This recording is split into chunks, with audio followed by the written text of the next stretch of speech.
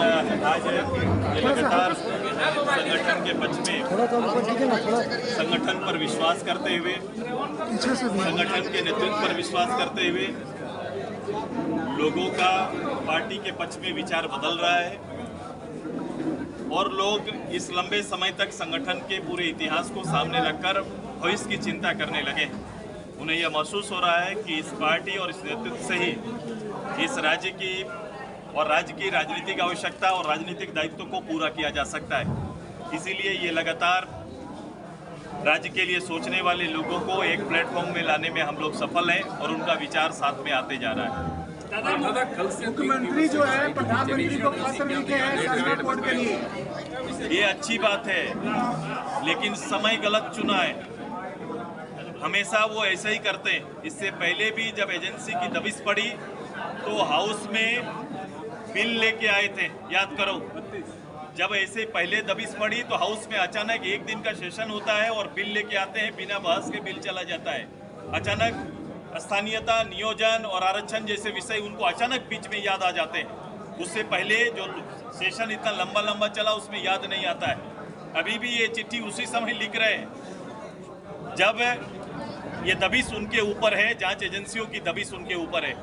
ये भावना से खेलना अच्छा जानते हैं, ये उस भावना को कुरेदने का प्रयास कर रहे हैं और ये कोशिश इनकी यही रहती है कि भावनात्मक रूप से जाएं। इनको कोई विषय का हल निकालना इनका काम नहीं रहता। अगर ये प्रस्ताव यहाँ आने से बजाय ये विषय को लेकर इतने समय में प्रधानमंत्री जी से कितने बार मिले, ये अच्छा होता कि 5 दिन दिल्ली में रहे, एक थोड़ा समय ले लेते और प्रधानमंत्री और राष्ट्रपति से एक डेलीगेट लेके या खुद मुख्यमंत्री मिलते और इसका आग्रह करते। अभी जो चिट्ठी जा रहा है, चिट्ठी का मतलब आप सभी लोग झारखंड की जनता समझ रही है। मुस्लिम नेता लगातार जो है क्या कहेंगे, क्योंकि वो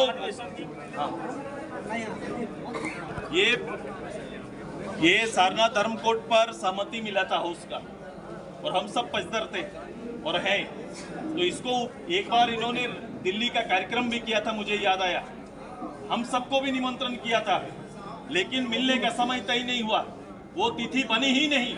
हम सभी लोग दिल्ली में रुके कि सामूहिक रूप से जब सर्वदलीय जाने का निर्णय हुआ तो शायद कई दल नहीं थे, लेकिन मैंने कहा कि राजहित में ऐसे विषयों पर आप जब भी दिल्ली हो या कहीं भी जाने का इच्छा रखेंगे तो इस राज्य के हित में हम लोग रहेंगे और मैं था, लेकिन वो समय इन्होंने निश्चित नहीं किया और आज साल बीत गया।